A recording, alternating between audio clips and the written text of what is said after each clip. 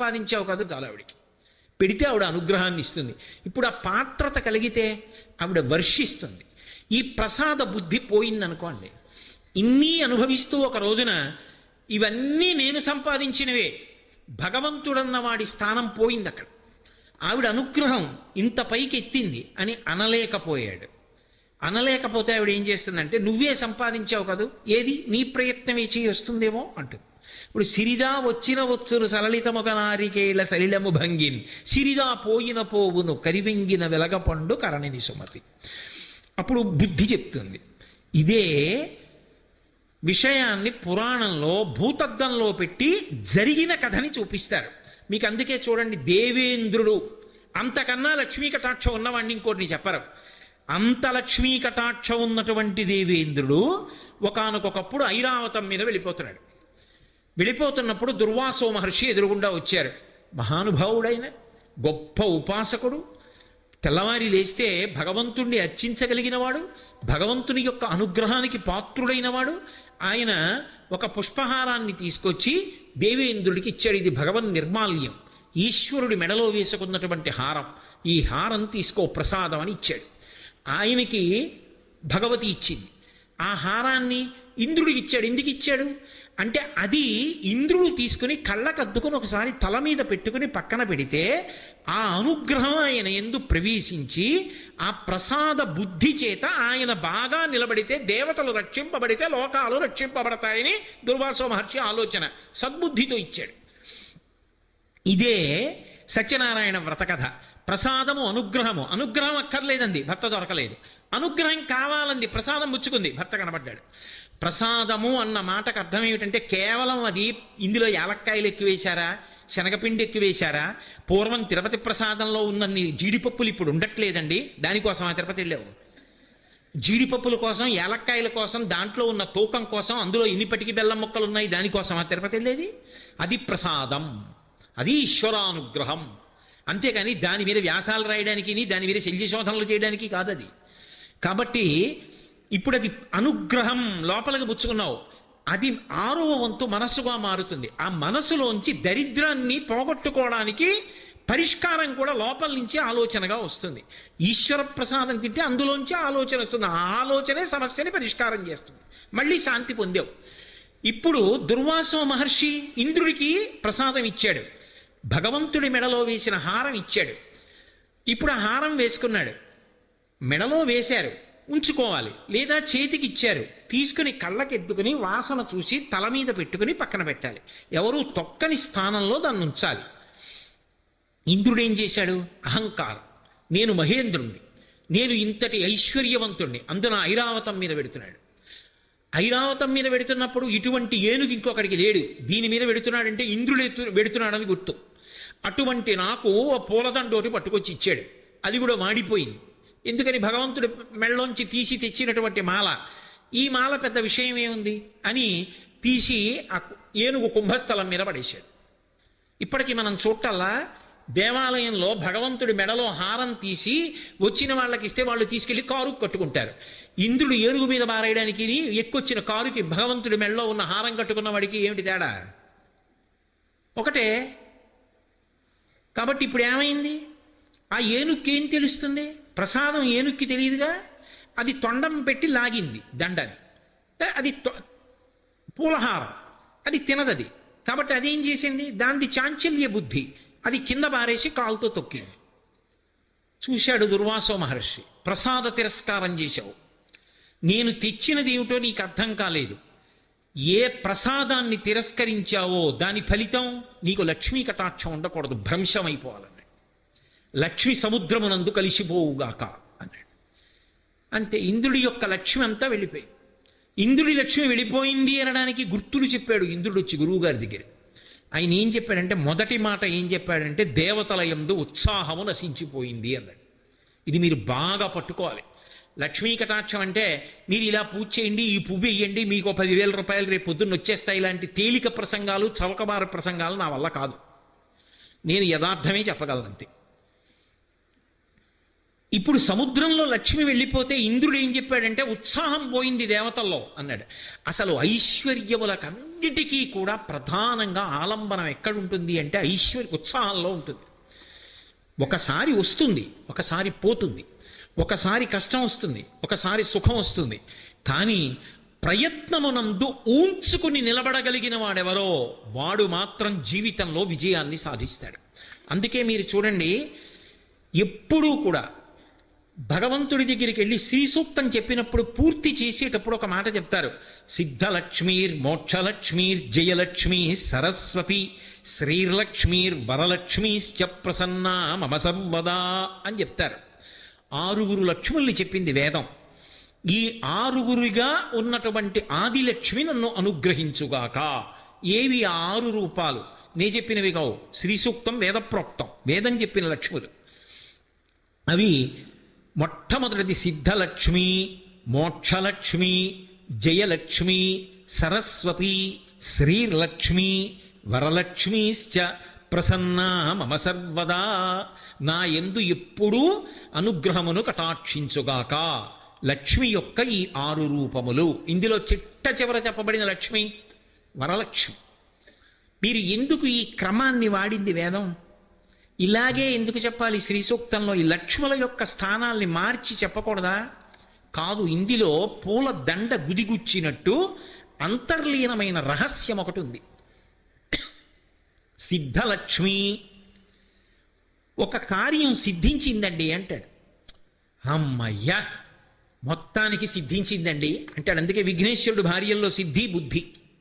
సిద్ధించింది అంటే దాని అర్థం ఏమిటో తెలుసా? నేను అనుకున్నటువంటి కార్యం పూర్తయిపోయింది. నేను అనుకున్న కార్యానికి మొట్టమొదటి రూపం ఏమిటి? సంకల్పం కదా. ఇప్పుడు నేను ఇక్కడ ప్రవచనం చెయ్యాలి అనుకున్నాను. ఈ ప్రవచనం చెయ్యాలి అని నేను ఇక్కడికి బయలుదేరి వచ్చినప్పుడు మొట్టమొదట దానికి అంకురం ఏమిటి అంటే ఒక సంకల్పం. ఈ సంకల్పం చెయ్యడానికి వచ్చినప్పుడు అసలు లక్ష్మీ కటాక్షం గురించి చెప్పడానికి నీకు అర్హత ఉందా? ప్రతిబంధకాన్ని తట్టుకున్న ఉత్సాహం ఉంటే కదా నువ్వు నిలబడ్డానికి అర్హుడివి. నీకే లేని నువ్వు ఎలా పంచిపెడతావు? ఓ పరీక్ష ఉంటుంది. ఏమిటా పరీక్ష? ఒంటి నిండా ముక్కులోకి, చెవుల్లోకి, కళ్ళల్లోకి కూడా దీపపు పురుగులు వెళ్ళచ్చు. ప్రతిబంధకం దాటగలవా? దాటి మనసు నిలబెట్టగలవా? అమ్మో నేను చెప్పలేనండి అన్నావు అనుకోండి, అన్నీ బాగుంటే చెప్తావా? ఈ ఉత్సాహం లేనివాడివి నువ్వెలా చెప్తావు లక్ష్మీ కటాక్షం గురించి? కాదు, అవన్నీ ఉన్నా నాకు ఆవిడ గురించి చెప్పేటప్పుడు జ్ఞాపకానికి రావు. నాకు ఆవిడ గురించే మనసు నిలబడుతుంది. ఏమి ఉండనివ్వండి, ఎన్ని కరిచేయనివ్వండి, నాకు ఆ చెప్పుకోవడం సంతోషం. 2 గంటలు చెప్పవలసిందే. నేను వెళ్ళను వెనక్కి అన్నాను అనుకోండి, ఆవిడ అనుగ్రహిస్తుంది. చెప్పిస్తానంటుంది అని పక్కన కూర్చుని చెప్పిస్తుంది. కాబట్టి ఇప్పుడు ఉద్ధాన పతనాలు అంటే ఒక సంకల్పం మొదలై సంకల్పానికి ఆటుపోటు వస్తాయి. ఒకటి కలిసి వస్తుంది, ఒకటి ప్రతిబంధకం వస్తుంది. ఈ రెండిటి మధ్యలో నలుగుడు పడకుండా నేను సాధించి తీరుతానని తిరుగులేనటువంటి సంకల్పంతో నిలబడగలవా? ఆ నిలబడగలిగితే సంకల్పం పూర్తయిపోతుంది. ఒక 2 గంటల తర్వాత లేచి నిలబడి నమస్కారం చేసి, అమ్మా ఇన్ని కరిచాయా, అయినా తెలియలేదా? అమ్మా ఎంత అనుగ్రహించావమ్మా, బతికున్నంత కాలం ఇలాగే చెప్పించు. ఒకనాడు తేలు కరిచినా తెలియకుండా జపం చేసుకునే స్థితి అని అనగలిగితే సంతోషంగా, అప్పుడు నేను లక్ష్మీ కటాక్షం గురించి చెప్పడానికి అర్హత కలిగిన వాడిని. కాబట్టి సిద్ధలక్ష్మి ఒక సంకల్పం మొదలైతే సంకల్పము కార్యము పూర్తయింది అన్న స్థితికి మధ్యలో ఎన్నో ఒడిదుడుకులు ఉంటాయి. ఒక సభ నిర్వహించాలి అనుకున్నారనుకోండి, మొట్టమొదటి సంతోషం 3 రోజులు ఉపన్యాసాలు వస్తానన్నారు అని. కానీ తీరా మొదలెట్టిన తర్వాత ఆకాశం వంక చూస్తూ భయం, వాతావరణం వంక చూస్తూ భయం, చలి ఎక్కువగా ఉంటుందేమోనని భయం, ఎన్నో రకాల భయాలు. 3 రోజులు అయిపోయాక అబ్బా ఎంత బాగా జరిగిందో అన్న సంతోషం, అప్పుడు సిద్ధి పొందాం. ఈ సిద్ధి వరకు వెళ్ళి ఆఖరణ అమ్మయ్యా అని ఇలా గుండెల మీద చెయ్యేసుకుని తేలికగా ఊపిరి తీయాలంటే ఆ వెనక సంకల్ప బలాన్ని శక్తిని ఇవ్వగలిగిన తల్లి ఎవరో ఆమె ఆ లక్ష్మియే. అది మొదట లేకుండా అసలు ఎలా నడుస్తావు ముందుకి జీవితంలో? నేను డాక్టర్ అవ్వాలండి, మంచిదే సంకల్పం. డాక్టర్ అవ్వడానికి నువ్వు లేచింది ఎప్పుడు, చదివింది ఎప్పుడు అనుకుంటే అవుతావా? డాక్టర్ అవ్వడానికి కావలసిన క్రమశిక్షణ నీకుందా? నేను ఒక గొప్ప విద్వాంసుణ్ణి కావాలండి, నువ్వు చదివింది ఎప్పుడు, చదవగలవా? ఇది కార్యసాధనకు కావలసినటువంటి విభూతిని ఆ తల్లి అనుగ్రహించి సంకల్పము కార్యముగా పూర్తయినది అని నిలబెట్టడానికి కావలసిన విభూతిని అనుగ్రహించగలిగిన తల్లి సిద్ధలక్ష్మి. మోక్షలక్ష్మి. మోక్షలక్ష్మి అంటే సాధారణంగా మోక్షం ఎక్కడ చెప్తాం? చిట్ట చివర చెప్తాం, ధర్మార్థ కామ మోక్షములు అంటాం. మరి రెండో లక్ష్మి మోక్షలక్ష్మి ఎందుకయింది అంటే, మోక్షము అంటే విడుదల. విడుదల యందు ఏమవుతుందో తెలుసా? పరమానందం ఉంటుంది. అది ఈ లోపల నుంచి ఉబ్బుకుతుంది. నేను మీకు ఒక ఉదాహరణ చెప్పాలంటే, ఒక గొప్ప విగ్రహం చెక్కాలనుకున్నాడు ఒక ఆయన. గజలక్ష్మిని చెక్కాలనుకున్నాడు, చాలా అందంగా చెక్కాలనుకున్నాడు. ఏదో గణపతి స్థపతి లాంటి శిల్పి అయిన. దానికి తగిన రాయి దొరకాలి, వెతకాలా? అది ఎటువంటి రాయి అయి ఉండాలి? పొడారిపోకూడదు, కొన్ని వందల సంవత్సరములు నీటిలో నానిపోయిన రాయి అయి ఉండాలి. అటువంటి రాయి వెతికి మోకులు కట్టి నీరు తగ్గిపోయినప్పుడు వెతికి పట్టి తీసుకొచ్చి ఒడ్డుకు లాగారు. లాగిన తర్వాత అది పెద్ద శిల. మీరు ఎప్పుడైనా చూశారో లేదో శిల్పం చెక్కేటప్పుడు, రాయి రాయి అంతా ఎక్కి కూర్చుంటారు శిల్పులు. కూర్చుని రకరకాలైనటువంటి ఆ పరిమాణంలో ఉన్నటువంటి ఉలులు పెట్టి సుత్తులు పెట్టి కొడతారు. పెచ్చులు ఊడిపోవడం మొదలెడుతుంది. ఆఖరణ కళ్ళు చెక్కుతారు. చెక్కేటప్పుడు ప్రధాన శిల్పి కొబ్బరికాయ కొట్టి ఎంతో జాగ్రత్తగా చెక్కుతాడు. ఇప్పుడు అద్భుతమైనటువంటి గజలక్ష్మి మూర్తి వచ్చింది. ఇప్పుడు ఆ గజలక్ష్మి మూర్తి వచ్చేసి తీసుకెళ్ళి అధివాసాలు అయిపోయి, ధాన్యాధివాసం, శయ్యాధివాసం, పుష్పాధివాసం అన్నీ చేసేశారు, ప్రతిష్ఠ చేసేశారు. అమ్మవారికి బట్ట కట్టారు. ఇప్పుడు ఆ దేవాలయానికి వెళ్ళి ఆ శిల్పి చూశాడు. అయ్యా మీరే కదా చెక్కారు, రండి మీకు ఇవాళ బట్టలు పంచెల సాపు పెడతాం అన్నారు. గుడికి వెళ్ళాడు. తాను ఆ శిల మీద ఎక్కి కూర్చుని చెక్కాడు. ఇప్పుడు ఇలా చూశాడు. ఇలా చూసి అబ్బా చాలు, ఎంత బాగా వచ్చింది రామూర్తి అన్నాడు. సిద్ధలక్ష్మి కార్యం పూర్తయింది. ఇప్పుడు మీరు పిలిచి, ఏమయ్యా అంతా చాలా బాగా చెక్కావు కానీ కొంచెం జాగ్రత్తగా చూడు, ఈ కంటి చివర చిన్న కందిబద్దంత రాయి ఉబికి ఉండిపోయింది, ఒక్కసారి నిచ్చెన ఇస్తాం ఎక్కి కొట్టే ఉలితో అన్నారు అనుకోండి, చెంపలు వేసుకుని మహాపరాధం. ఆ తల్లికి అది అందామండి, తప్పు, అలా కొట్టకూడదు, ఎక్కడ కనపడుతోందండి అంటే తప్ప కొట్టడి. అయిపోయింది, విడుదలైపోయాడు. విగ్రహం చెక్కడం నుంచి విడుదలైపోయాడు. మోక్షం అంటే విడుదల. ఇక దాన్ని ముట్టుకోడు. ఇక అది అనుగ్రహించేస్తుంది అంతే లోకాన్ని. కావాలంటే కంటిపక్క కందిబద్ద గజలక్ష్మి దేవాలయం అని కొత్త పేరు వస్తుంది గుడికి, తప్ప ఆ విగ్రహాన్ని మాత్రం ఇక ముట్టుకోడు. అది పూజకే తప్ప దాన్ని ఇక మళ్ళీ ఇంకా చేయడంలో ప్రక్రియ అన్న మాట ఉండదు. విడుదలైపోయాడు దాంట్లోంచి. విడుదలైపోయాడు అంటే ఇక దాన్ని గురించి మనసు ఆలోచిస్తే ఆనందము ఉద్భుతమవుతుంది తప్ప, ఎన్నాళ్ళు కష్టపడ్డాను రా, ఎంతమంది ఎన్ని పత్రికల్లో వస్తోంది దాని గురించి, ఎన్ని టీవీ ఛానల్స్ చూపిస్తున్నాయి, ఎంతమంది వచ్చి ఇంటర్వ్యూ తీసుకున్నారు, ఎలా చెక్కారు ఆ మూర్తిని ఎలా చెక్కారని. ఇప్పుడు విడుదలైపోయాడు. విడుదలైపోయి ఆనందం పొందుతున్నాడు. ఈ ఆనందం పొందాలంటే విడుదల కావాలి. అంటే ఇక దాని జోలికి వెళ్ళక్కర్లేదు. ఆ స్థితి నాకు కావాలి. నేను ఏ సంకల్పంతో మొదలుపెట్టినా ఆ స్థితికి ఎదగగలగాలి. నేను ఇది చేశాను అని పరమ సంతోషంతో, ఎలా నేనే చేశాను అని 10 మంది దగ్గరికి వెళ్ళి, ఏమంటే నాకు సత్కారం చేస్తారా, నాకు సన్మానం చేస్తారా అని అడగకూడదు. అమ్మా నువ్వమ్మా చేయించావు, ఇలా నాతో ఎన్నో చేయించమ్మా అని నమస్కారం పెట్టి ఆనంద భాష్పాలతో వెళ్ళిపోవాలి. అది మోక్షలక్ష్మి. అందుకే సిద్ధలక్ష్మి, మోక్షలక్ష్మి, జయలక్ష్మి. జయలక్ష్మి అంటే ఈ సిద్ధలక్ష్మి మోక్షలక్ష్మి నీకు కావాలి అంటే జయలక్ష్మి ఒకటి కావాలి. ఏమిటి జయం? జయం ఎప్పుడు వస్తుంది? ఎదురొడ్డి నిలబడితే. ఎదురొడ్డి నిలబడిన వాడికి జయం అన్న మాట ఎక్కడుంది? ఎదురొడ్డి నిలబడినప్పుడు క్లేశం కలుగుతుంది, ఓ కష్టం వస్తుంది. ఆ కష్టాన్ని తట్టుకోవడానికి వ్యూహాన్ని నిర్మాణం చెయ్యాలి. నేను అంటున్న మాటలు మీరు చాలా జాగ్రత్తగా పట్టుకోవలసిమండి. అకస్మాత్తుగా రాత్రికి రాత్రి కోట చుట్టూ శత్రు సైన్యం మోహరించింది. ఇంత శత్రు సైన్యం మోహరిస్తే ఈ శత్రు సైన్యాన్ని అంతటిని ఎలా ఎదుర్కోవడం? ముందు ఆలోచన రావాలి. ఇంకేమీ యుద్ధం చేస్తామండి, అయిపోయింది కోట, సొరంగాల్లోంచి పారిపోదాం ఎక్కడికో అక్కడికి, ఇంకా అయిపోయింది మన బతుకున్నారనుకోండి, ఇంకేమిటి. ఒకప్పుడు తల్లికోట యుద్ధం జరిగింది. తల్లికోట యుద్ధం జరిగితే నదికి యువతల వైపు రామరాయల వారి సైన్యం మోహరించింది, అవతల వైపు శత్రు సైన్యం మోహరించింది. అపజయం ఎరిగినటువంటి విజయనగర సామ్రాజ్యం ఇంత పెద్ద సైన్యం ఎట్టి పరిస్థితుల్లో గెలవలేరు. కానీ శత్రువీరులు ఆలోచించారు, రామరాయల దగ్గర ఇంత శత్రు సైన్యం ఉంటే గెలవలేము, ఏం చెయ్యాలనుకున్నారు. రాత్రి యువతల సైన్యానికి తెలియకుండా 10 కాగడాల చప్పున వెలిగించి ఎద్దుబళ్ళకు కట్టి ఎద్దుబళ్ళనన్నింటినీ కూడా దిగువకు వదిలిపెట్టేశారు. కొన్ని 100 బళ్ళు కాగడాలు కట్టుకుని వెళ్ళిపోయి. అది ఎలా ఉందంటే ఎక్కడ ఎద్దుల్ని తోలుతున్న చప్పుడు చేయలేదు. ఎద్దు బళ్ళు నడిచి వెళ్ళిపోయి చీకట్లో అలవాటు వాడికి వెళ్ళిపోతాయి. మీరు ఇప్పటికీ పట్టణాల్లో సంతకొచ్చి ఎద్దుబండి వెళ్ళిపోతుంటే ఆ ఎద్దుబండి నడిపేవాడు నిద్రపోతుంటాడు, అది పల్లెటూరు వెళ్ళిపోతుంది. అలా ఎద్దుబళ్ళన్నీ వెళ్ళిపోతున్నాయి. యువతల వైపు ఉన్న రామరాయల సైన్యం అనుకుంది కాగడాలు పట్టుకుని సైన్యం నదికి కిందకి వెడుతున్నారు, దిగువకి. అంటే అక్కడ దాటి ఇటు వస్తారనమాట. కాబట్టి అక్కడ మనం ఎదుర్కొనాలి, కాబట్టి సైన్యాన్ని అంతటి కిందకి నడిపించండి అన్నారు. వ్యూహంలో ఒక చిన్న పొరపాటు, సైన్యం కిందకి వెళ్ళిపోయింది. ఒక్క రామరాయలు పడుకుని ఉన్నాడు. రామరాయలు ఎక్కేటటువంటి ఏనుక్కి నల్లమంది ఎక్కువగా పెట్టేశారు, దానికి స్థిమితం తప్పిపోయింది. ఏ ఏనుగు మీద కూర్చున్నాడో తెల్లవారేటప్పటికి తన సైన్యం అంతా ఎద్దుబళ్ళ వంక చూస్తూ కిందకి వెళ్ళిపోయింది.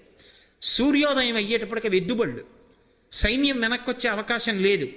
శత్రు సైన్యం దాటొచ్చి రామరాయల సైన్యాన్ని కొట్టింది. రామరాయలు అరివీర భయంకరుడు, కానీ అప్పటికే ఏనుక్కి నల్లమంది ఎక్కువైపోయింది. అది రామరాయల్ని పట్టి కిందకి ఇచ్చేసి తొక్కేసింది. అయిపోయిందా? బుద్ధి యందు ఒక్క దోషం ఒక చారిత్రాత్మకమైనటువంటి సామ్రాజ్య పతనానికి కారణమైపోయింది. వెళ్ళిపోయింది విజయనగర సామ్రాజ్యం. 6 నెలలు దోచుకున్నారు దాని ఐశ్వర్యాన్ని.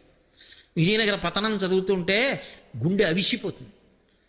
జయలక్ష్మి, నీవు ఏ ఆలోచన చేస్తే కార్యాన్ని సాధించి విడుదల కాగలవో అటువంటి ఆలోచనను పరాకుతో నీకు ఇవ్వాలంటే ఉత్సాహంతో నీ మనసు నిలబడగలగాలి.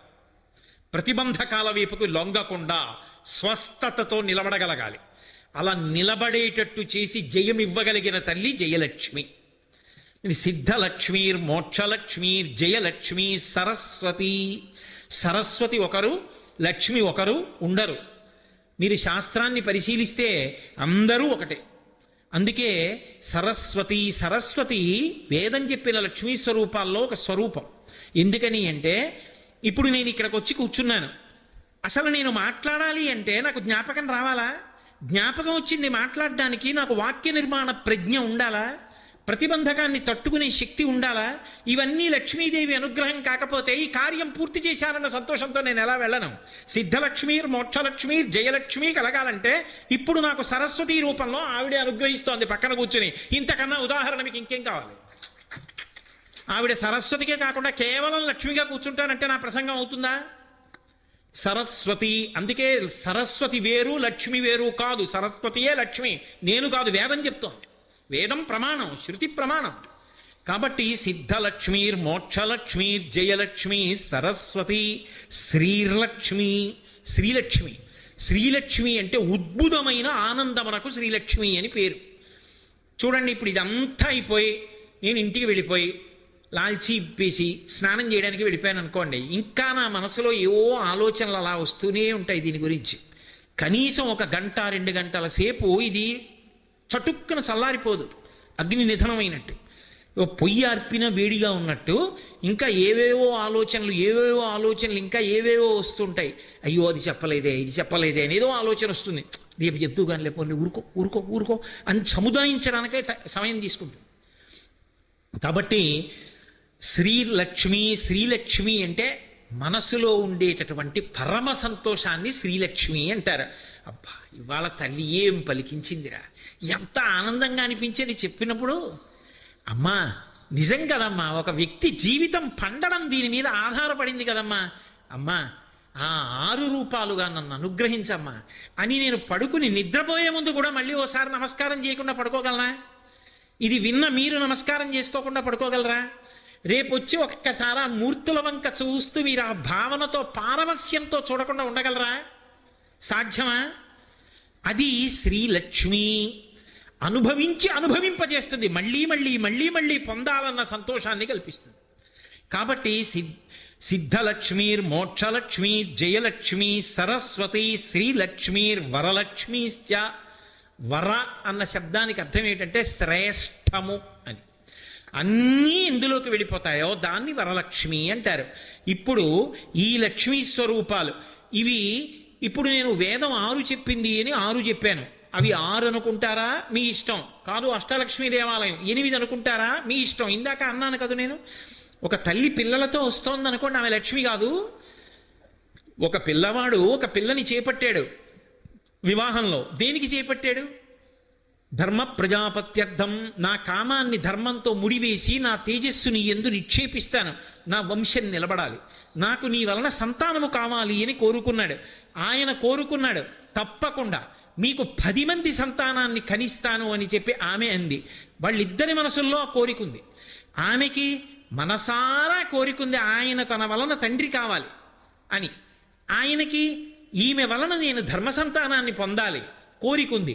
వాళ్ళిద్దరికీ ఉంటే సరిపోతుందా? ఆమె పిల్లలతో నడిచొస్తోంది అంటే ఆ రోజున వివాహంలో ఇంతమంది అక్షతలు వేసి చేసిన ఆశీర్వచనాలు నిజమయ్యాయి, లక్ష్మిగా నడుస్తోంది సంతానంతో. అప్పుడు సంతాన లక్ష్మిగా కూడా చేరిందిగా. అప్పుడు మీరు ఎంతమంది లక్ష్ములు అంటున్నారన్న దాంతో నాకు సంబంధం లేదు, ఎంతమంది అయినా లక్ష్ములే. ఆఖరికి కాయలతో ఉన్న మామిడి చెట్టు కూడా లక్ష్మి, మీరు పేరు పెట్టుకోగలిగితే. కాబట్టి ప్రధానంగా అనుగ్రహ శక్తులుగా ఎన్ని రకాలైన లక్ష్మీ కటాక్షాలు ఉన్నాయో అన్ని కటాక్షాలు శ్రేష్టత్వము చేత వరలక్ష్మి ఎందు అన్వయమైపోతాయి. అంటే చివరికి వరలక్ష్మిని చెప్తారు, మోక్షలక్ష్మిని చివరికి మధ్యలోకి తెస్తారు. ఎందుకంటే ఆ సంతోషం దగ్గరికి పూర్తి చెయ్యాలి కాబట్టి. లక్ష్మీ కటాక్షం చెప్పినప్పుడు మాత్రం సిద్ధలక్ష్మి పక్కకి మోక్షలక్ష్మి వచ్చింది. అది వేదం యొక్క హృదయం. అది నేను మీరు కాదు చెప్పింది, అది చెప్పింది పరమేశ్వరుడు. లక్ష్మీ కటాక్షము యొక్క తీరు ఎలా ఉండాలో, దాని చేత అందరూ ఎలా సంతోషపడాలో, ఆ క్రమాన్ని ఆవిడ ఎలా అనుగ్రహిస్తుందో చెప్పారు. అందుకే ఇప్పటికీ కూడా మన దేశంలో ఒక ఆచారం, మనం ఏదైనా పని చేస్తున్నాం అనుకోండి, నేను చేస్తున్నాను అని చెప్పి ఎప్పుడు చెయ్యను, అలా చెయ్యకూడదు కూడా. నేను నా కూతురి పెళ్ళే, నేను కన్న కూతురే, నేను కష్టపడి పెంచిన కూతురే, నా కూతురు వివాహం చేస్తున్నాను అనుకోండి, ఏదో పేరుకి వ్రాయడం కాదు. అక్కడ పేరుకి వ్రాయడం కాదు. నేను ఒక సంబంధాన్ని నిశ్చయం చేసేటప్పుడు మా గురువుగారి దగ్గరికి వెళ్ళాలి. మా గురువుగారి పాదాల దగ్గరికి కూర్చొని, గురువుగారు ఇదండి వాళ్ళ వంశం, వాళ్ళకి పిల్లనిద్దాం అనుకుంటున్నాను గురువుగారు, సంతోషంగా ఉంటుందిరా ముందుకు వెళ్ళు అని మీరు అన్నారా, శుభం భూయాత్ అని మీ నోటితో అంటే ముందుకెడతా గురువుగారు అన్నాను అనుకోండి, మా గురువుగారు పక పక పక పక అని విశ్వో రక్షతో, నీకేం పర్వాలేదురా నాయన ముందుకెళ్ళు, సంతోషంగా ఉంటుందిరా పిల్ల అనొక్క మాట అన్నారనుకోండి, చాలు అంగరక్ష, నాకు నా కూతురికి అంగరక్ష. అందుకని పెద్దలు నిర్ణయించినారుగాన పెద్దల సంకల్పం సిద్ధిగా నిలబడుతుంది. అది ఆ మాట నిలబడుతుంది, ఆ మాట పూర్తవుతుంది, వాళ్ళ నోటి వెంట వచ్చింది అవుతుంది. అందుకే సంకల్పము కార్యముగా మారడం వెనక, సంతోషము నిలబడము వెనక లక్ష్మీ కటాక్షం ఉంది. అందుకని సిద్ధలక్ష్మీర్ మోక్షలక్ష్మీర్ జయలక్ష్మీ సరస్వతి శ్రీలక్ష్మీర్ వరలక్ష్మీశ్చ ప్రసన్నా మమ సర్వదా. ఎప్పుడు ఏదో అమ్మ 1 రోజో 2 రోజులో ఏదో శ్రావణ శుక్రవారం వరలక్ష్మీ వ్రతంలో కాదు, సర్వదా అన్ని కాలముల యందు అన్ని దేశముల యందు నాకు ఈ బుద్ధి నీ అనుగ్రహంగా నిలబడాలి. అది అన్ని కాలముల యందు అన్ని దేశముల యందు నిలబడిందనుకోండి, ఆయన చేపట్టిన కార్యం విఫలమైపోవడం అనేటటువంటి మాట ఉండదు, జయమే.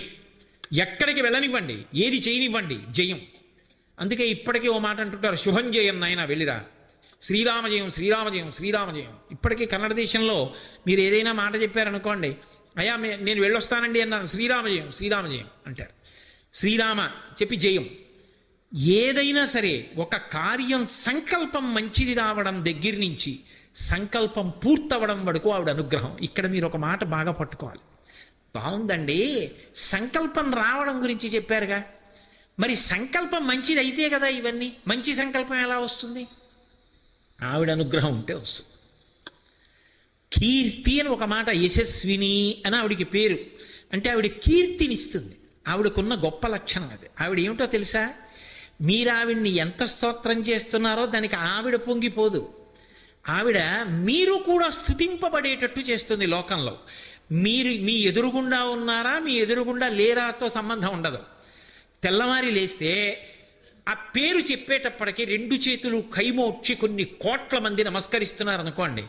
ఆ కీర్తి ఇవ్వడానికి ఎటువంటి సంకల్పం వాడిలో పుడితే ఆ కార్యం చేస్తాడో అటువంటి సంకల్పం పుట్టిస్తుంది. అటువంటి సంకల్పం పుట్టడానికి ఎటువంటి విషయాలతో ఆయన అనుసంధానమైతే అటువంటి సంకల్పం పుడుతుందో అటువంటి చోటుకి చేర్చి అటువంటి సంకల్పం పుట్టిస్తుంది. లేకపోతే మహాత్మా గాంధీ గారికి భారతదేశానికి స్వాతంత్ర్యం తీసుకురావాలి అనేటటువంటి తాపత్రయం ఎందుకు కలగాలి?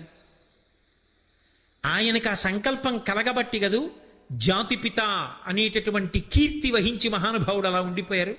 మహాత్మా అని పేరుకు ముందు చేర్చి గౌరవిస్తున్నాం. భీష్మాచార్యుల వారిని భీష్మ అని విడిచిపెట్టాం. ఆచార్య శబ్దం కలిపి భీష్మాచార్య. వేదం ఎలా చెప్పిందో అలా ఆచరించిన వాడు. అంటే ఒక మంచి సంకల్పం మనసులోంచి పుట్టాలి అంటే అసలు ఆ మనసుకి ఆలంబనం ఏమవుతోంది? మీరు నాకు ఒక కర్ర ఇచ్చారనుకోండి, నేను మీకు తేలిక ఉదాహరణ చెప్తున్నాను. కోటేశ్వరారు ఒక గంట ఈ కర్ర పట్టు కూర్చోండి అన్నారు అనుకోండి. కర్రకుండే లక్షణం ఏమిటో తెలుసా? అది ఏ సన్యాసి చేతిలో సత్యదండం గురించి నేను చెప్పట్లా. నా బోటిగాడికి కర్ర ఇచ్చారనుకోండి మీరు, నేను ఆ కర్ర పట్టు కూర్చుని కాసేపు ఆగి ఏం చేస్తానంటే దాన్ని ఇలా ఇలా ఇలా ఇలా కొడతాను. ఆ తర్వాత ఏదో అలా పాకుతుంటే దాన్ని ఖచ్చితంగా కొట్టగలనా అని కొట్టి చూస్తాను. ఆ తర్వాత నా చేతిలో నేనే కొట్టుకుంటాను. ఎంత గట్టిగా కొడితే నిప్పెడుతోందో చూస్తాను. ఒక గంట నా చేతిలో కర్ర ఉంటే ఎన్ని చెయ్యకూడని పనులు చేసి ఎంత పాపం మూట కట్టుకుంటాను. ఇంకా కాసేపు ఆగితే పడుకున్న కుక్క మీదకి కర్ర విసురుదాం అనిపిస్తుంది. కర్ర చేతిలో ఉంది కదా, అది పట్టుకుని అలా పెడుతున్నాను అనుకోండి, ఏ పిల్లాడో భయపడతాడు, ఎందుకు ఆయన కర్ర పట్టుకొస్తున్నారు కొడతారేమో అని. లేకపోతే పిచ్చాడా ఏమిటి అలా ఉన్నాడు, ఏం మీద పడతాడో అని అటుగా పేరంటానికి వెళ్ళవలసిన ఇల్లాలు వెళ్ళడం మానేస్తుంది. ఈ పాపాలన్నీ నా ఖాతాలో పడ్డాయా? ఒక్క కర్ర చేతిలో పెడితే, ఒక్క కర్ర చేతికి వస్తే సంకల్పాల్లో మార్పులు వచ్చాయి. అయినప్పుడు తెల్లవారి లేస్తే మనం ఏ విషయాలతో అనుసంధానం అవుతామో దాన్ని బట్టి మనసులో సంకల్పాలు వస్తాయంటే ఎందుకు కారణం కాకుండా పోతుంది? మీరు ఏది చూస్తుంటారో అటువంటి సంకల్పాలే వస్తాయి. మీరు ఏది వింటుంటారో అటువంటి సంకల్పాలు వస్తాయి. మీరు ఏది చదువుతారో దానికి సంబంధించిన సంకల్పాలు వస్తాయి. మీరు ఏది ఎప్పుడు ఆశ్రయించి ఉంటారో ఆ సంకల్పాలే వస్తాయి. ఒక గంట సేపు ఒకడినొకడు భయంకరంగా కొట్టేసుకుని కింద పడిపోయినా కూడా వదలకుండా కొట్టేస్తున్నాడు అనుకోండి. అలా కొడుతున్న సందర్భం చూశాను అనుకోండి, ఆ తర్వాత అన్నం తింటున్నా కూడా నా మనసు వ్యగ్రతతో ఉంటుంది. అది చూశాను కదా. అదే నేను నేదునూరి కృష్ణమూర్తి గారి పాట వింటూ అన్నం తిన్నాను అనుకోండి. ఇవాళ నేదునూరి కృష్ణమూర్తి గారిని సభలో స్మరించి వారి పేరు పలకడం వెనక ఒక ప్రత్యేకమైన గౌరవం ఉంది నాకు. ఆ కారణం చేత స్మరించాను. నా నోటితో నేను అనలేను. ఎందుకు స్మరించానో మీ అందరికీ తెలుసు. ఆయన పాట వింటూ నేను అన్నం తిన్నాను అనుకోండి, ఆ తిన్న కారణం చేత నా మనసు పరమ ప్రశాంతంగా ఉండే అన్నం తింటూ కూడా నాకు ఆ కీర్తనే వినపడుతుంటుంది. అది ఈశ్వరుడికి చేసిన యజ్ఞం అవుతుంది. నా ఇంద్రియములకు ఏది ఆలంబనం చేశానో దాన్ని బట్టి లోపల సంస్కారం ఏర్పడుతుంది. నేను చూడకూడంది చూస్తూ, వినకూడంది వింటూ, ముట్టుకోకూడంది ముట్టుకుంటూ, తినకూడంది తింటూ, ఇవన్నీ చేస్తూ మంచి సంకల్పం నా మనసులోంచి రావాలంటే ఎలా వస్తుంది? ఒక్కనాటికి రాదు. నిద్రగన్నేరు విత్తనాలు వేసాడు, నిద్రగన్నేరు చెట్లే వస్తాయి. మామిడి టెంకలు వేసాడు, మామిడి చెట్లే వస్తాయి. నువ్వు ఏ విషయంతో అనుసంధానమయ్యావో దానికి సంబంధించిన సంకల్పాలు వస్తాయి. మంచి సంకల్పాలు రావాలి అంటే మంచి విషయాలతో అనుసంధానం అవ్వాలి. అంటే ఏదో ఒక మంచి వస్తువు పట్ల నీకు ఆకర్షణ కలగాలి. నేను ఎలాగైనా సంగీతం నేర్చుకోవాలండి అన్న ఉత్సాహాన్ని కలగాలి. ఎంత కష్టపడని ఒక్క గంట సాధన చేయకుండా నువ్వు పడుకోలేవు. ఎందుకని అంటే ఆ సాధన చేసుకోవడంలో నీకు తృప్తి ఉంది. ఎంత కష్టపడని ఒక గంట సేపు పూజ చేయకపోతే సంతోషం లేదు. మహానుభావుడు ఈ భూమి మీద నడయాడిన దైవంగా కీర్తింపబడిన మహాస్వామి రోజు గంట పూజ చేసేవారు. ఒరుగంట పూజ అని పేరు. అందులో ఆయనకి సంతోషం ఉంది. దేని చేత మనస్సు అనుసంధానమవుతుందో అది సంకల్పమవుతుంది. ఆ సంకల్పం నెరవేరేటట్టుగా కూడా ఆవిడే చేస్తుంది. ఇంట్లో ఎన్ని తరాలకి కూడా సరిపడనంత కీర్తి సంపాదించగలిగిన వాడు ఒక్కడు పుడితే ఆ పేరు ఎంతకాలం నిలబడుతుందో అంతకాలం ఆ ఇంట్లో తరాల వాళ్ళందరూ ఊర్ధ్వలోకాలకు ఎడతారు. అటువంటి కీర్తిని తన బిడ్డలకు ఇవ్వడం ఆవిడ లక్షణం. అందుకే మీరు చూడండి, ఆవిడ పాదములు పట్టుకుంటే ఆవిడ కాదు కీర్తి పొందడం, ఆవిడ పాదములు పట్టుకున్న వాడిని లోకం కీర్తించేటట్టు చేస్తుంది. ఆవిడ కీర్తించేటట్టు చేసి అంతమంది కీర్తిస్తుంటే మురిసిపోతుంది. చూసావా, నా బిడ్డడికి అంత పేరో, నా పాదాలు పట్టుకున్నాడు కదా, వాడికి అంత కీర్తో చూసావా. ఆవిడ చూడనిది ఏముంటుంది, నా ఎదురుగుండా పొగిడేవాళ్ళు నాకు తెలుస్తారు, నా వెనక్కి వెళ్ళి తిట్టేవాళ్ళు నాకు ఎలా తెలుస్తారు, నాకు తెలియరు. కానీ నా ఎదురుగుండానైనా నా వెనకైనా నా పేరు చెప్పేటప్పటికి 2 చేతులు ఎత్తి నమస్కరించాలి అంటే అటువంటి బ్రతుకు నాకు రావాలంటే ఆవిడిస్తుంది. ఇచ్చి నా ముందు నా వెనక కూడా, అంటే ఒక ఉదాహరణకి చెప్తున్నాను, నేను అతిశయంతో ఈ మాట అంటలేదు. కొన్ని కోట్ల మంది ఆ పేరు చెప్తే నమస్కరించారనుకోండి, అప్పుడు ఆవిడ పొంగిపోతుంది. చూసావా, వాడికి ఎంత కీర్తో, ఎంతమంది వాడిని చూసి నమస్కారం పెడతారో, ఎంతమంది వాడి పేరు చెప్తే మురిసిపోతారో అని తాను మురిసిపోతుంది. నన్నేమంటలేదు, వాళ్ళు ఇచ్చిన దాన్ని అందం. నా కాళ్ళు పట్టుకుని వాడు ఎంత వృద్ధిలోకి వచ్చాడో చూసావా, వాడిని ఎంతమంది నమస్కారం చేస్తున్నారో అని సంతోషిస్తుంది. నేదునూరి కృష్ణమూర్తి గారు అన్నాను అనుకోండి, బా ఏమి మహానుభావుడండి, ఎంత గొప్పవారండి, ఏమి గంధర్వగానం అండి, ఆ విభూతి రేఖలు పెట్టుకుని బొట్టు పెట్టుకుని వచ్చి కూర్చుని కచేరీ చేస్తుంటే ఆ పాట పాడుతుంటే ఉపాసన కదండి, నాదోపాసన, ఏమి మహానుభావుడండి అని వెంటనే ఇలా అనకుండా ఉండగలమా? ఓ పరమాచార్య స్వామి వారి పేరు చెప్పాను అనుకోండి, బా ఏమి మహానుభావుడండి, నడిచే దైవం అండి అని ఇలా అంటాం. అలా అనగలుగుతున్నాం అంటే అలా అనగలిగేటట్టుగా బ్రతకగలిగిన శక్తి ఆవిడ ఆయనకి ఇస్తుంది. ఇచ్చి ఇంతమంది నమస్కారం చేస్తుంటే ఆ కీర్తినిచ్చి ఆవిడ సంతోషిస్తూ ఉంటుంది. ఆ సంతోషం ఆవిడికి మిగలాలంటే ప్రసాద బుద్ధితో బ్రతకాలి. అలా బ్రతకలేదనుకోండి, అప్పుడు కూడా ఆవిడేం కోపగించదు.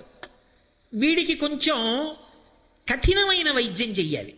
వీడికి ఇప్పుడు నేను పక్కకెడితే వీడికి తెలిసి వస్తుంది, నా వల్ల వాడా వాడి వల్ల నేనా తెలియాలి. పటకార నేనే పట్టుకుంటున్నాను, మరుగు పాలగిందని అనుకుందనుకోండి, పైన పట్టుకునేవాడు పట్టుకోలేదనుకోండి, కింద పాలగిన్నెని పట్టుకుంటాను కాబట్టి పటకారని, నా అంత గొప్పది లేదు. నేను గిన్నె పట్టుకోకపోతే వాడికి కాఫీ ఎక్కడదనుకోండి పటకార, ఓహో నువ్వు గిన్నె పట్టుకుంటున్నావా అని పైన పట్టుకునేవాడు పట్టుకోలేదనుకోండి, అది గిన్నె ఎలా పట్టుకుంటుంది? గిన్నె పట్టుకోగలిగిన పటకార అన్న కీర్తి ఎందుకు వచ్చిందంటే పైన పట్టినవాడు ఉన్నాడు కాబట్టి అది పటకార అయింది. పైన పట్టుకోకపోతే కింద పట్టుకోలేదు, పైన పట్టుకునేవాడు ఉన్నాడు కాబట్టి కింద పట్టుకుంటున్నానన్న పాత్రత, ఆ ప్రసాద బుద్ధి పటకార యందు ఎంతకాలం ఉంటుందో అంతకాలం పటకారం ఉపయోగింపబడుతుంది. పటకారకు అహంకారం వచ్చిందనుకోండి, అటు ఇటు అయిందనుకోండి, ఇది పట్టుకుంటే మీరబడుతుందని పక్కన పారేస్తారు. పైన పట్టు వల్ల కింద పట్టుకున్నదేదో అది పటకారం కాదు. నేను చెప్పడం కాదు, నేను చెప్పడానికి చెప్పించడానికి నన్ను పట్టుకున్నది ఎవరో ఉంది. ఆవిడ పట్టుకి ఇది పలుకుతోందని తెలుసుకుని నమస్కరించగలిగినంత కాలం నే పటకార. ఆ పట్టు నేను మరిచిపోయాను అనుకోండి, నేను కింద పట్టలేని పటకార, పక్కన పారేస్తాను. అప్పుడు ఆవిడ వీడికి మర్యాదగా అర్థం కావట్లేదు, కొంచెం చెప్పి చేయిస్తాను, 4 దెబ్బలు పడితే మళ్ళీ దగ్గరే సరిగా పట్టుకుంటుంది అనుకుందనుకోండి, ఆ 2 ఒకలా పట్టుకోవట్లేదు, పక్కకెడుతున్నాయి, దారి తప్పింది, నించోపెట్టి సుత్తితో కొట్టాలి ఒకసారి. ఆవిడ ఒక్కసారి పక్కకెళ్ళి ఏది నువ్వే చెప్పుకో, నీవిగా కీర్తి నువ్వుగా చెప్పేవాడు అందనుకోండి, అయిపోయింది అంతే నా పని. ఇది ఒక్కొక్కసారి ఆవిడ అలా చూపిస్తుంది, అది అనుగ్రహం అనాలి తప్ప ఆవిడ ఆగ్రహం అని అనకూడదు. ఎందుకని? అమ్మ ఒక్కొక్కసారి పిల్లవాడిని కూర్చోపెట్టి చెంప మీద ఒక్క దెబ్బ కొట్టి పాలు బువ్వా పెడుతుంది అంటే అమ్మ కోపమా? అమ్మకి కోపం అనకూడదు, ఆవిడది నిరంతర కారుణ్యం, ఎప్పుడూ కరుణామూర్తి అమ్మ. మరెందుకు అమ్మ కొట్టింది అంటే అలా కొట్టకపోతే వాడు తినడా అన్నం తినకపోతే వాడికి ఆరోగ్యం నిలబడదు, బలం రాదు. వాడి క్షేమం కోసం కొట్టింది. వాడి క్షేమం కోసం కొట్టే అమ్మ కారుణ్యం ఎలా ఉంటుందో అమ్మవారు ఒక్కొక్కప్పుడు పెట్టే పరీక్ష కూడా అలాగే ఉంటుంది. అందుకే పట్టుకొచ్చి నిర్మాల్యాన్ని ప్రసాదంగా ఇచ్చాడు. దుర్వాసో మహర్షి వెనక్కి రండి, నేను ఇక్కడి నుంచి చారుమతి వృత్తాంతంలోకి వెళ్ళి ఎటో తిరిగి తిరిగి తిరిగి తిరిగి వచ్చాను ఇక్కడికి.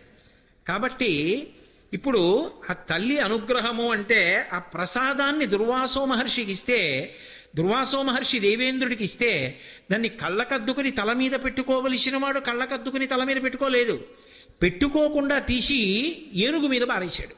ఏనుగు తొండం బట్టి లాగి కింద పారేసింది. కింద పారేసిన ఏనుగు కాలుతో తొక్కేసింది. కాలుతో తొక్కేస్తే ప్రసాద తిరస్కారమైంది. ప్రసాదమును తిరస్కరిస్తే ఈశ్వరానుగ్రహమును తిరస్కరించినట్టు. మాకు అక్కర్లేదు ఈశ్వరానుగ్రహం. ఈశ్వరానుగ్రహం అక్కర్లేదన్నవాడు వృద్ధిలోకి ఎలా వస్తాడు? కాబట్టి వృద్ధిలోకి రాలేడు, సంకల్పం నెరవేరదు. కాబట్టి ఇప్పుడు దీనికి ఏమిటి కారణం? అహంకారం. అహంకారానికి కారణం సంపద. సంపద వలన అహంకారం పొందాడు. ఏ కారణానికి అహంకారం ఉందో ఆ కారణం తీసేస్తే అహంకారం పోతుంది. తీసేస్తాను, ఎంతసేపట్లో తీసేయాలి? కారణం ఆయనే చెప్పాడు, అది అనుగ్రహం. అందుకే శాపానుగ్రహం ఇచ్చారంటారు. శాపం ఎందుకు ఇస్తారంటే మళ్ళీ బుద్ధి తెచ్చుకోవడానికి ఇస్తారు మహర్షులు, అంతేగాని బాధ పెట్టడానికి ఇవ్వరు. అందుకే లక్ష్మి సముద్రంలో పడిపోతుంది అన్నాడు. నీ ఐశ్వర్యం అంతా పోతుంది. ఇప్పుడు లక్ష్మి సముద్రంలోకి వెళ్ళిపోయి ఇంద్రుడికి ఉత్సాహం అంతా నశించిపోయింది. ఆయనకే నశించిపోతే ప్రజలందరికీ ఉత్సాహం నశించిపోయింది. జడత్వం వచ్చి ప్రతిస్పందన లేదు, అలా కూర్చుంటారంతే. ఏముంటో ఒక్కొక్క ఇంటికి మీరు వెళ్ళండి, నిస్తేజంగా ఉంటుంది. ఏమిటి అలా అంటే ఆ ఇంట్లో ఎవరికి ఉత్సాహం ఉండదు. బొమ్మలు ఎలా ఉంటాయో అలా ఉంటారు. ఒక్కొక్క ఇంటికి మీరు వెళ్ళండి, ఎవరిని చూడండి రబ్బర్ బంతుల్లో ఆడుతుంటారు, అంత సంతోషంగా ఉంటారు, చక్కగా అంత గౌరవంగా మాట్లాడుతుంటారు, అంత ప్రేమగా మాట్లాడుకుంటుంటారు, ఈసడించుకోరు. అంత చక్కగా, అంత సమన్వయంగా, అంత సంతోషంగా ఉంటారు. కోడల్ని పిలిచో మాట చెప్పారనుకోండి, అలాగే మామయ్య గారు. కొడుకుని పిలిచో మాట చెప్పారనుకోండి, అలాగే నాన్నగారండి. కొడుకు నాన్నగారండి మీరు ఇవాళ ఇలా చేయకండి నాన్నగారండి, మీకు ఒంట్లో బాగుండట్లేదు. అలాగేరా, తప్పకుండా. నువ్వు నాకు చెప్పడండి అండ తండ్రి. ఎంత ప్రేమో! ఈ ఉత్సాహం, ఈ సంతోషం నశించిపోయింది అనుకోండి, ఆయన ఈవిడికి చెప్పడం, నా మాట వినాలా ఉన్నాను. ఎవరైనా వచ్చి ఏమంటే చెప్పపోయారు, వాడు నా మాట వింటాడండి, ఇంకేం గౌరవం ఆ కుటుంబానికి? ఎక్కడి నుంచి వస్తుంది? అయ్యా మీ నాన్నగారు శ్రీరామనవమికి 1000 రూపాయలు రసీదు రాశారండి, మీ దగ్గర పుచ్చుకోమన్నారు. మా నాన్నకే అలాగే రాస్తాడు, ఆయన్ని అడగపోయారా అన్నాడు అనుకోండి, ఇంకెందుకు ఆ కొడుకు? అది ఉత్సాహం నశించడం అంటే. ఇప్పుడు నాకు చెప్పండి, ఏది కీర్తి, ఏది వైభవం? అంతా నశించిపోతుంది. ఎప్పుడైతే ఉత్సాహం పోయిందో రాక్షసులు ఆక్రమిస్తారు. రాక్షసులు ఆక్రమించడం అంటే ఏంటో తెలుసా? దేవతా గుణములు పోయాయి, రాక్షస గుణములు వచ్చాయి. రాక్షసులు ఆక్రమిస్తే లోకంలో ప్రశాంతత ఎక్కడుంటుంది? వాళ్ళు సంతోషం, వాళ్ళ సంతోషం వాళ్ళది, రాక్షస సంతోషం. కానీ లోకంలో ఎవరికి మాత్రం శాంతి ఉండదు. దీనికి కారణం లక్ష్మి యొక్క అనుగ్రహము తొలగిపోయింది. ఆవిడ చూడలేదు లోకం వంక. లోకం ఆవిడ వంక ఎదురు చూడడం మొదలు పెడుతుంది. ఇప్పుడు బాగా తీవ్రంగా చూస్తుంది. అమ్మా అమ్మా అమ్మా అమ్మా మళ్ళీ అనుగ్రహించమ్మా, తప్పైపోయిందమ్మా, ఇంకెప్పుడు ఇలాంటి బుద్ధి తక్కువ పనులు చేయమమ్మా అంటుంది. ఆవిడేమి నువ్వు నాకేదో యజ్ఞం చెయ్యి, నువ్వు నాకు యాగం చేయి అందో. అమ్మ కదూ, అమ్మ తప్పైపోయిందమ్మా, అమ్మ తప్పైపోయిందమ్మా అన్నాడు అనుకోండి పిల్లాడు. అమ్మ ఇంకెప్పుడు చేయనమ్మా, అమ్మ తప్పైపోయిందమ్మా అన్నాడు అనుకోండి. అమ్మ అమ్మ అని అమ్మ పాదానికి ఇలా తల కొట్టుకున్నాడు అనుకోండి, అమ్మ తట్టుకోలేదు. దెబ్బ తల్లికి తగిలినా చటుక్కున లేచి, పోన్లేరా దానికి ఎందుకంత బాధపడతావు, వదిలే ఇంకక్కడతో అని గబగబా తీసుకొచ్చి పెరుగు అన్నం పెడుతుంది. అమ్మ అమ్మే. ఆ తల్లి యొక్క అందుకే లోకమాత అని పేరు ఆ తల్లికి, లోకములను కన్న తల్లి. అటువంటి తల్లి ఎంత అనుగ్రహంతో ఉంటుంది. మళ్ళీ ఆ తల్లి బయటికి వచ్చిందనుకోండి క్షీరసాగరంలో వచ్చి, అసలు ఆ లక్ష్మి వచ్చేటప్పుడు ఎలా ఉంటుందో, ఆ కుటుంబాలు ఎలా ఉంటాయో, ఆ అనుగ్రహాన్ని ఎలా సంపాదించుకోవాలో, అప్పుడు లోకాలు ఎలా ఉంటాయో, ఎంత సంతోషపడిపోతారో, ఎంత ఆనందంగా ఉంటుందో. అందులో ఇక్కడ లక్ష్మీ స్వరూపాలు, అక్కడ మంగళగౌరి కూడా వెలిసి ఉన్నటువంటి అద్భుతమైన ప్రాంగణం కదిది. రేపటి రోజు చక్కగా మంగళవారం నాటి ప్రదోష వేళ కదూ, అద్భుతమైన రోజు. కాబట్టి రేపటి రోజు సాయంకాలం మళ్ళీ 6:30 6 గంటలకి మనం కలుసుకున్నప్పుడు 6 గంటలకి మనం కలుసుకున్నప్పుడు తప్పకుండా నేను మళ్ళీ ఆ లక్ష్మి ఆవిర్భావం ఎలా ఉంటుందో, ఆ లక్ష్మి కటాక్షం ఎలా ఉంటుందో, ఆ తల్లి అనుగ్రహ వీక్షణం చేత మళ్ళీ ఎలా లోకాలు పుంజుకుంటాయో ఆ విశేషాల్ని ఆ తల్లి అనుగ్రహం చేత పలుకుతాను. మంగళాశాసన పరై మదాచార్య పురోగమై సర్వైశ్చ పూర్వైరాచార్యై సత్కృతాయాస్తు మంగళం. మంగళం కోసలేంద్రాయ మహనీయ గుణాత్మనే చక్రవర్తి తనూజాయ సర్వభౌమాయ మంగళం. ఉమాకాంతాయ కాంతాయ కామితార్థప్రదాయినే శ్రీగిరీశాయ దేవాయ మలినాథాయ మంగళం. సర్వం శ్రీ ఉమామహేశ్వర పరబ్రహ్మార్పణమస్తు. స్వస్తి.